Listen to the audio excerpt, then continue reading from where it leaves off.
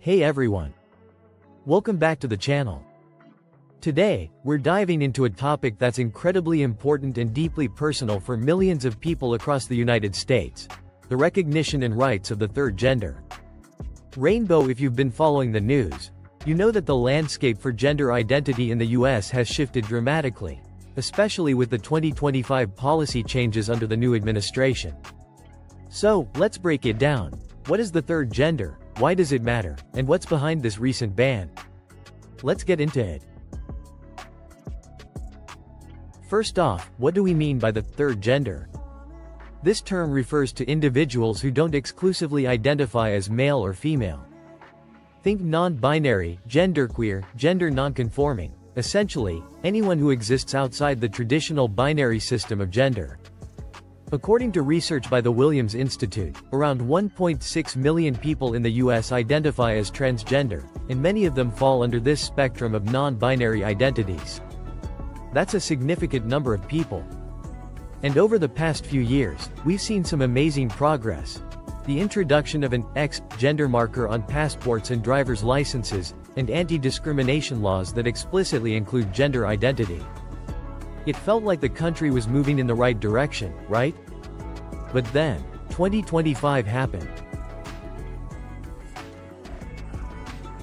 This year, the new administration rolled back much of that progress.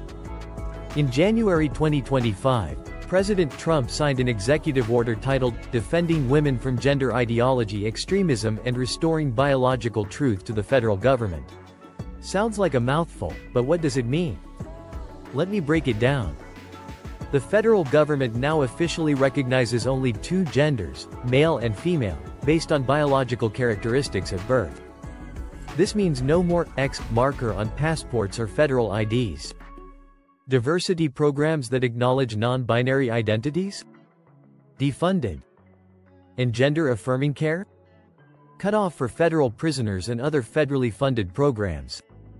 This decision has sparked massive controversy.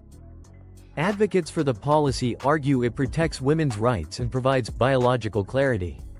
But critics, and that includes many human rights organizations, say this erases the identities of millions of Americans and sets us back decades in terms of progress. Let's take a moment to really think about the impact here. This isn't just about IDs or government forms, it's about real people. Imagine finally feeling seen, getting that X marker on your passport, and then being told, "Nope, sorry, that's invalid now." Or imagine relying on federal health programs for life-saving gender-affirming care and suddenly having it ripped away. For many in the third gender community, this policy change feels like a direct attack on their existence. And the stats back it up. According to the Trevor Project, 52% of transgender and non-binary youths seriously considered suicide in 2022.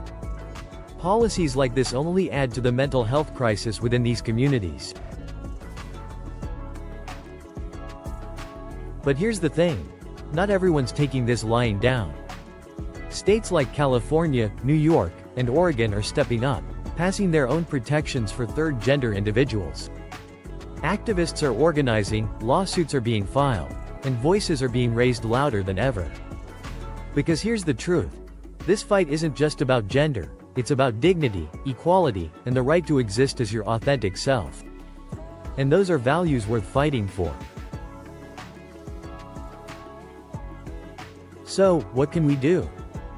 First, stay informed. Policies like this thrive in silence. Share this video, have conversations, and educate those around you. Second, support organizations that are on the front lines, like the ACLU, the Trevor Project, and local LGBTQ+ groups. And finally, remember this. Change doesn't come from the top down. It comes from people like you and me standing together, speaking up, and refusing to back down.